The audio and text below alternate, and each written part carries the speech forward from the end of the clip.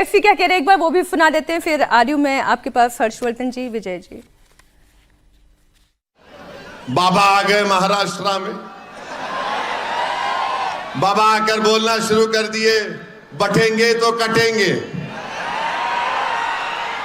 बटेंगे तो कटेंगे। इसका मतलब क्या है बोलो? तुम किसको बोल रहे बटेंगे तो कटेंगे?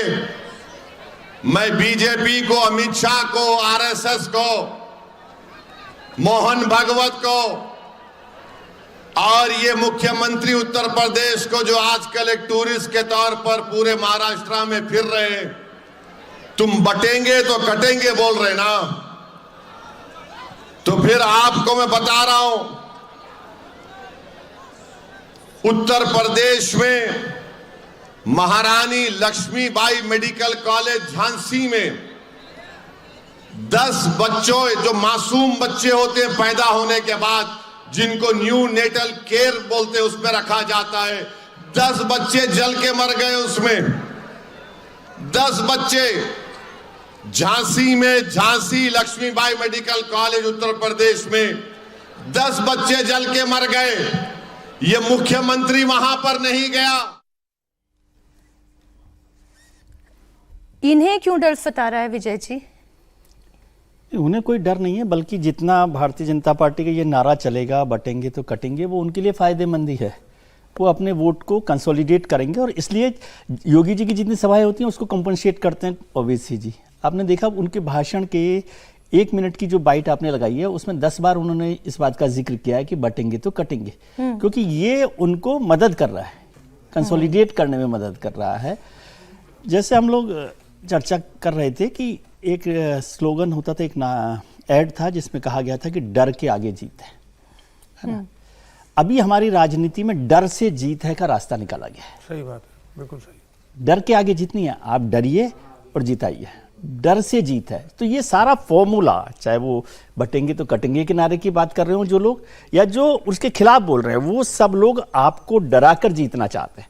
तो डर से जीत का ये पूरा इलेक्शन चल रहा है, जिसमें लगातार ये कोशिश की जा रही है, आपको डराया जा रहा है। और वो हमला, चाहे वो मुंबई के हमले की बात हो, वो किसी भी रेफरेंस में बात कर रहे हो, वो गुजरातियों के हमले की बात कर रहे हो, वो बटने कटने की बात कर रहे हो, वो जातियों में बटने की बात कर रहे हो, वो बघाड़ी और तमाम तरीके की जो बातें कर रहे हैं, वो केवल डर के माध्यम से इस इलेक्शन को, मेरे ख्याल से इतना बड़ा डर किसी इलेक्शन में नहीं रखा गया लोगों के सामने। बिल्कुल। और मीनाक्षी जी, वो 10 साल में, पिछले 10 साल में वो डर कम नहीं हुआ है। अगर डर था तो अब तक डर दूर हो जाना चाहिए था। डर दूर नहीं हो रहा, डर बढ़ता ही जा रहा है। नहीं तो एक डर तो वो भी दिखाया गया था कि आरक्षण खत्म कर देंगे, एक डर ये भी था कि संविधान खत्म हो जाएगा। अलग अलग एक्चुअली हर इलेक्शन में कोई ना कोई एक डर तो है ही, चलता ही। डर से मदद मिलती है ना। और एक और फायदा, एक इंटरेस्टिंग बात है कि हैदराबाद से आए हुए ओवैसी साहब उत्तर प्रदेश से आए हुए योगी साहब पर चर्चा कर रहे हैं। उत्तर प्रदेश के उपचुनाव की फिक्र नहीं है, वहां क्या होगा? नहीं, दिल्ली से गई हुई प्रियंका भी हैं, उन्होंने भी बयान दिया, वो सुनाऊंगी, लेकिन पहले हर्षवर्धन जी आप मैं तो एक ही बात कह रहा हूँ, ये कि डर वाला जो मसला है ना, अपने गौतम भाई वो बड़े खुश हैं। अरे वही गौतम अडानी की बात कर रहा हूँ। वो खुश इसलिए हैं कि आप भाई बोल सकते हैं, ये सब चलता है ना। नहीं, भाई तो रेवंत भाई भी बोल रहे हैं, भाई तो राहुल भाई भी अंदर बोलते हैं, सामने ये सब चलता है। शरद पवार भी गौतम भाई भैया है, शरद, हाँ भैया है, कुछ भी कह ले, शरद पवार भी गौतम भाई। लेकिन मूल बात आप देखिए कि शायद सचमुच अडानी ग्रुप की पिछले कुछ समय की आप बैलेंस शीट उठाकर देखें और इस पर देश में चर्चा होनी चाहिए। पहली बात तो मैं ये कतई नहीं मानता हूं, चाहे अंबानी हो, चाहे अडानी हो, चाहे टाटा बिरला हो या कोई और हो, ये सब लोग इस देश में तो सैकड़ों अंबानी अडानी बनने चाहिए और खूब सरकारों की नीतियों का समर्थन मिलना चाहिए। गलत करें तो उनके खिलाफ कार्रवाई होनी चाहिए। तो पहली बात तो ये बहुत जरूरी है। हमारी दुनिया में जो बड़े देश हैं उनकी बड़ी कंपनियों की वजह से उनको जानते हैं। ध्यान से देखिए, केरल, पश्चिम बंगाल, तमिलनाडु, छत्तीसगढ़, विष्णुदेव साय के पहले बघेल के समय, अशोक गहलोत राजस्थान, अभी रेवंत रेड्डी तेलंगाना। और देश के हर राज्य में देखेंगे जहां विपक्षी दलों की सरकारें नहीं, वहां ज्यादा बाहें फैला के गौतम अडानी को बुलाया गया। ये म्यूचुअल कुछ मसला हो गया, डरा के जो जीतने का मसला है ना, डर लगता है, अच्छा ठीक है तो डर है तो क्या, तो दोनों के बीच में थोड़ा शर्तें अच्छी हो जाती हैं। गौतम भाई को भी लगता है चलो ठीक है यार यहां समझौता कर ले, उनको भी लगता है हमारे यहां निवेश चला रहा है। तो मुझे तो लगता है क्या राहुल गांधी की ये स्ट्रेटेजी गौतम अडानी के साम्राज्य को अब सत्ता में बिना रहे आगे बढ़ाने की है? क्योंकि जब मुंदड़ा पोर्ट दिया था तब तो उनकी पार्टी सरकार में थी और उनकी पार्टी के समय में देश के बड़े बड़े उद्योगपति बने और जमनालाल बजाज, पूरा बजाज परिवार का पूरा इतिहास रहा है, जो बिरला परिवार है उसका पूरा इतिहास रहा है, तो गांधी जी और कांग्रेस के साथ रहे। अब इसके अलावा अगर कुछ बात करनी तो फिर अलग बात है। नहीं, एक्चुअली ना कैपिटलिज्म और क्रोनी कैपिटलिज्म के बीच की जो बारीक लाइन है, बारीक लाइन है। अब इस पे क्या चर्चा की जाए, क्योंकि एक ही सी बात बार बार राहुल गांधी कर रहे हैं और हम खुद कह रहे हैं कि अगर ये बात चिपकनी होती है तो लोकसभा चुनाव से पहले इतने सारे विधानसभा चुनाव के नैरेटिव चिपकने के लिए ग्लू भी तो होना चाहिए ना।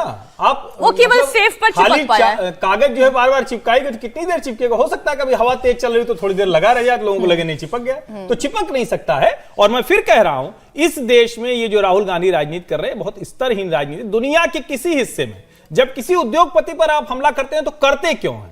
आप बताते हैं कि ये भ्रष्टाचार है, उन भ्रष्टाचारों के आधार पर आप करते हैं। आप तो चले गए फ्रांस तक, चले गए राफेल में, आप कहां कहां तक चले जाते हैं ये भी सवाल है। और मैं फिर कह रहा हूं, किसी भी मामले में कोई गलती उद्योगपति करेगा, ये मतलब नहीं करेगा ऐसा संभव नहीं है, उस पर कार्रवाई भी होनी चाहिए, लेकिन सिर्फ उसी के आधार पर पूरी विपक्षी पार्टी चुनाव लड़े, ये विचारों का दिवालियापन है। और तीन बंदर ही शायद आजकल समझा रहे हैं। नहीं, इसमें एक और बात जोड़ी, देखिए उद्योगपतियों पर हमला जो है ना, राजनेताओं का एक शौक भी शगल है हाँ। एक तरह से। और वो कोई भी पार्टी हो, जब आप विपक्ष में रहते हो, आप राफेल का जिक्र कर रहे हैं, आप बोफोर्स का जिक्र भी कीजिए जी। बोफोर्स में पूरी सरकार बदल गई और वो 415 वाली जो देश की अब तक की सबसे बड़ी सरकार थी, वो केवल बोफोर्स जैसे मसले पर, करप्शन पर चली गई और उसमें कुछ भी नहीं निकला। जिस आदमी को आपने हटाया उसी को क्लीन चिट आपने दी। तो ये शगल तो पॉलिटिकल लीडर्स का, जब तक आप अपोजिशन में रहते हैं तब तक ये चलता रहता है। इसको इसी तरह से लेना चाहिए। इसमें राहुल गांधी हो, भारतीय जनता पार्टी हो, कोई और दूसरी पार्टी हो, उनका कोई नहीं है। और बिना अब लक्ष्मी मैया की कृपा की तो ये होता नहीं। और आप वैसे ही आजकल आपने क्या था वो इलेक्टोरल बॉन्ड्स, उसको और खत्म करवा दिया है। तो अब देखिए, ये तो महाराष्ट्र की जनता तय करेगी कि उन्हें किस नारे के साथ जाना है, किस नैरेटिव के साथ जाना है, कहां उनका विश्वास ज्यादा है। अब वो राहुल गांधी के साथ है या वो नरेंद्र मोदी के साथ है।